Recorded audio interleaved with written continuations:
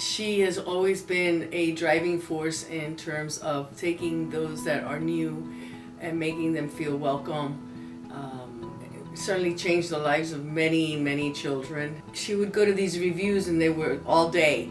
And so I would have different cases that I had to attend, and so she was always present at the review, and back then always gave me a lot of moral support, made me feel comfortable in a room full of people talking about a case. But definitely a bundle of energy. She's actually one of the first people I remember meeting. She was always very friendly. We used to have lunch at the break room together often.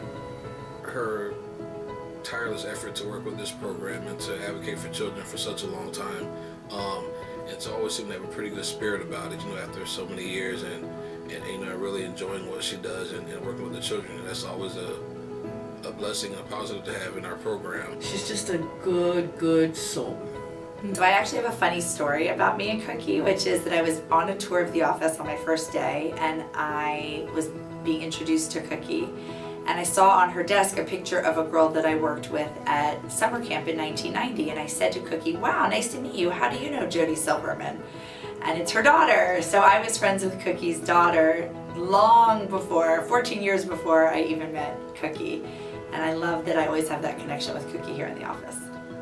Well, I feel like she takes everybody under her wing. She took me under her wing. She was so loving, so warm, so bubbly, so infectiously bubbly, that she just made everybody feel at home. That was my first impression for sure. I ran into somebody who was with was a volunteer guardian about 6 years ago, and he still remembered Cooky as his volunteer, as his cam. So he remembered working with Cooky and Cooky being very helpful for him. So it goes to show us, even 6 years later, they still remember their contact with Cooky and how she's been able to help.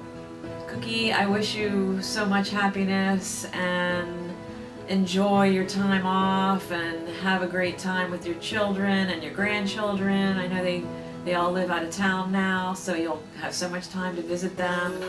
This is not goodbye, because she's not going anywhere. She's going to be a volunteer on some cases. We have to keep her as long as we possibly can.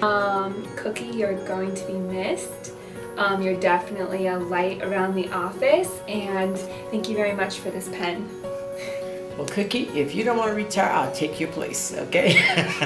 Because I know it's hard, and you're thinking what not to do, what to do, but Cooky, you can do it. Just go play with babies at the hospital.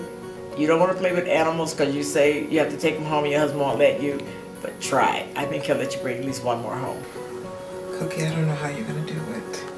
I think Cooky has been amazing. She's so dedicated to the program, dedicated to the children, super supportive of our volunteers. When we first had an opportunity to hire her and bring her on board, she was hesitant. She was like, "Oh, I've been a volunteer for so long." She could imagine, coming on staff and actually getting paid to do all the work that she had done. Enjoy it in good health. Enjoy your grandkids. I know you love that. Take lots of pictures and come by often and say hi. You can hang out in my office if you want and show me all the pictures. Love you very, very much. Bye.